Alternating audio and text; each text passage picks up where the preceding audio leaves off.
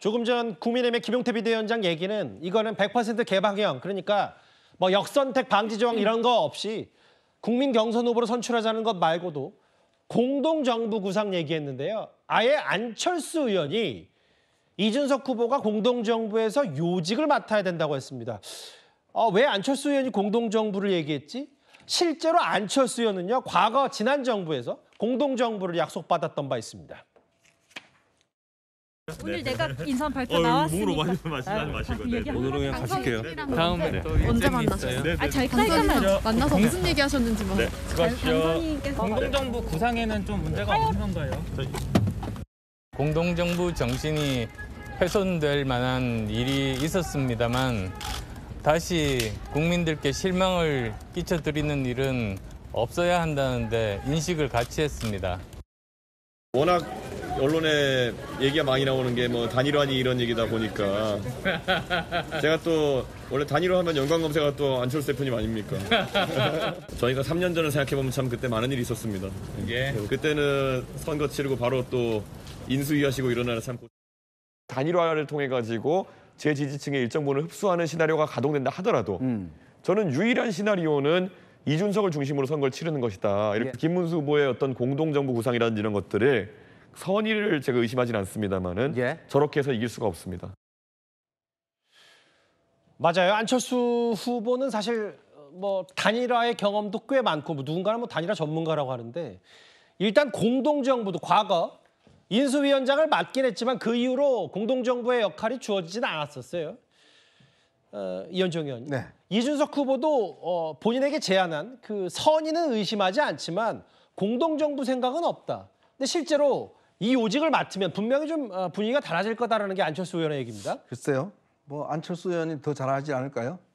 본인이 한 번도 단일화를 해봤지만 그 이후의 과정은 몇 번씩 배신당한 거 아니겠습니까? 한 번도 본인이 성공적으로 공동정부를 해본 적이 없지 않습니까? 근데 그 어떻게 이준석 후보한테 그거를 약속을 하죠? 자기도 안 됐는데. 지금 보면 사실은 단일화라는 문제가 이 양면이 있습니다.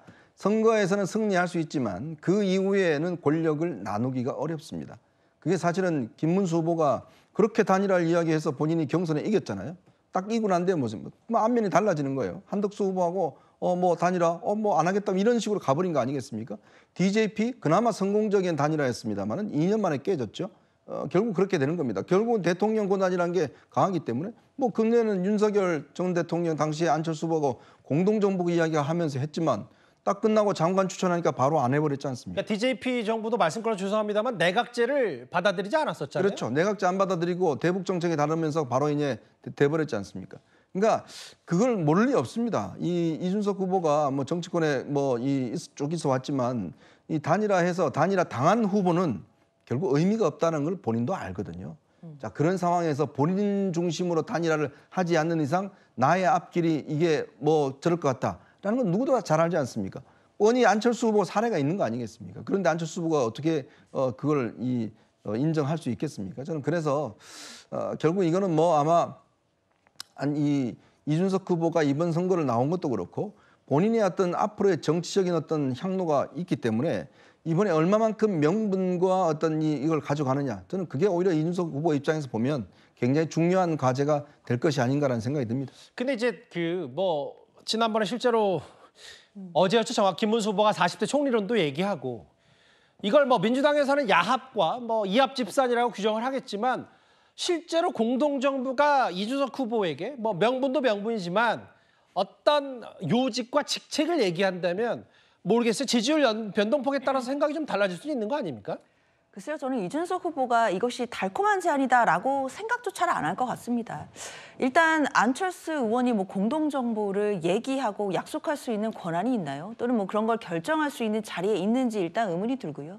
그리고 정치권에서는 앞서 이현주 의원님 말씀 주셨지만 후보가 그걸 약속한다라고 하더라도 대선 이후에 정치 상황이 또 어떻게 될지 어떻게 많은 변화가 있는지에 대해서는 모두가 다 기억하실 거라고 생각합니다. 게다가 그런 걸 겪었던 산 증인이라고 할 수 있는 안철수 의원이 나서서 뭐 공동정부 단일화 이야기하는 것 자체가 저는 뭐 사실상 메신저의 문제에서도 이준석 후보에게는 별로 와닿지 않을 것 같고요. 정치권에서 중요한 건 말도 중요하겠지만 보여지는 현상 그리고 과거에 있었던 일들 경험이 중요할 겁니다. 그동안의 정치권에서의 단일화 경험들 간접적으로 다들 겪어봤고 또 예. 이준석 후보도 다 보아왔을 텐데 그 끝이 어땠는지는 이준석 후보가 모를 리가 없습니다. 그렇기 때문에 단순히 저런 공동정부나 뭐 요직을 제안하는 것 이런 부분만 가지고 이준석 후보가 단일화 임한다라고 한다면 본인이 내세우고 있는 뭐 혁신적인 청년 정치 이것과도 사실 맞지 않는 것 아닌가라는 생각 듭니다. 글쎄요, 뭐 너무 관용적인 표현이긴 합니다만 정치는 생물이고 알 수가 없어서 여러 제안들을 지금 쏟아내고 있기 때문에 이준석 후보는 지금 선을 정말 유성매직으로 정확히 그은 셈이 됐지만 이게 또 언제 어떻게 될지 모르니까요. 그동안 이재명 후보는 이준석 후보에 대한 언급을 비교적 자제해왔습니다. 토론 전까지만 해도. 그런데 오늘 이재명 후보가 처음으로 두 사람의 단일화 가능성에 대해서 직접 언급을 했습니다. 후보 입장에서야 언제나 최선을 다할 뿐이죠. 이준석 후보는 글쎄 결국 내란 세력과 단일화에 나서지 않을까라는 뭐 그런 예측이 되기도 합니다. 결국 우리 국민들께서는 내란 세력과 또 헌정 수호 세력 중에 선택을 하실 것으로 믿습니다.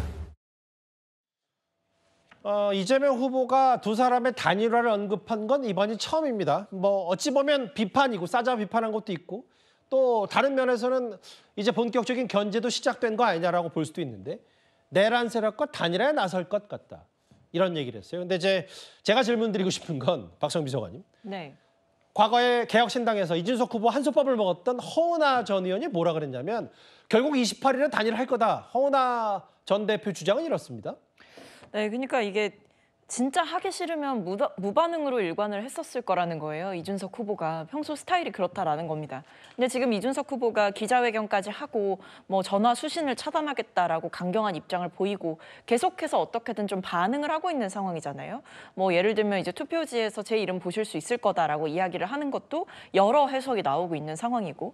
그러니까 지금 허은하 전 개혁신당 대표는 이준석 후보가 지금 일부러 강하게 반응하고 단일화 제안에 대해서 계속해서 받아치는 게 본인의 몸값을 높이기 위해서 의도적으로 그리고 전략적으로 움직이고 있다 이렇게 판단을 하는 것 같습니다. 물론 정치는 생물이지만 그럼에도 불구하고 저는 예. 이준석 후보가 이미 어떤 정치적인 손익계산을 다 끝냈다라고 생각을 하거든요. 근데 만약에 이런 뭐 저뿐만 아니라 이준석 후보의 지지자들 중에서도 이준석 후보가 얘기하고 있는 대로 단일화는 절대 없다라는 입장을 믿고 계신 분들도 꽤 계실 텐데 그것을 뒤집고 본인의 지지층을 배반하면서까지 어떤 이 내란 세력과 손을 잡는 그런 선택을 과연 이준석 후보가 할 수 있을까? 그것이 오히려 소탐대실의 효과가 있지 않을까라는 생각도 듭니다. 예. 저는 오늘 이재명 후보의 발언을 통해서 사실상 이 김문수, 이준석 후보의 단일화를 상정한 것이 아닌가 하는 생각이 듭니다. 예. 왜냐하면 이재명 후보 입장에서는 이 국민의힘 후보를 내란 세력으로 몰아야 예. 보다 선명해지지 않겠습니까? 예. 그런데 지금까지 이준석 후보의 경우에는 그 원조 반윤이었고 예. 계엄에 반대했고 탄핵에 반대했기 때문에 탄핵에 찬성했죠? 네, 탄핵에 찬성했죠. 예. 그렇기 때문에 내란 세력으로 보기는 좀 어려운데 예. 그런데 이준석 후보가 결국 내란 세력과 단일화할 것이다. 그래서 이번 대선은 내란 세력과 헌정 수호 세력 간의 1대1 대결 구도가 될 것이다.